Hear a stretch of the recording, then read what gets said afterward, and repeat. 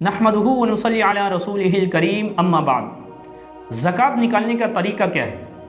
तो आप देखिए कि आपके पास जिन माल के ऊपर ज़कात निकालनी है वो किस किस्म के माल हैं। मिसाल के तौर पर अगर आपके पास सिर्फ सोना है, चांदी भी नहीं है, पैसे भी नहीं है, तिजारत का माल भी नहीं है, तो आपके पास 87 ग्राम 480 मिलीग्राम सोना अगर होगा और उसके ऊपर साल गुजर जाएगा तो आपको उसमें से 2.5% निकालनी होगी।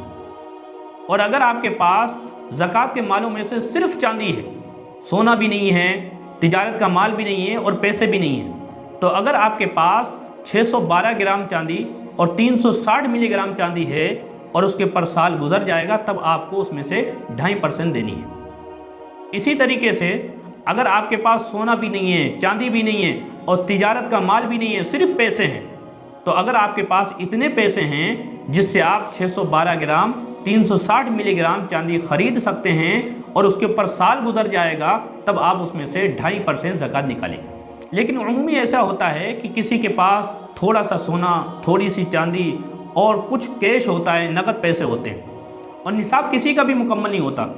चांदी का भी निसाब मुकम्मल नहीं, सोने का भी निसाब मुकम्मल नहीं और नकद कैश का भी निसाब मुकम्मल नहीं है। तो उसका तरीका ये है कि आप सबसे पहले देखेंगे आपके पास जो सोना है वो कितनी मालियत का है, यानी कितने पैसों का सोना आपके पास है।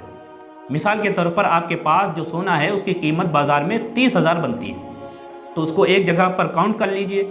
अब उसके बाद देखिए कि आपके पास जो चांदी है वो कितनी मालियत की है। तो मिसाल के तौर पर आपके पास जो चांदी है बाज़ार में उसकी कीमत 20,000 है, उसको दूसरी जगह काउंट कर लीजिए।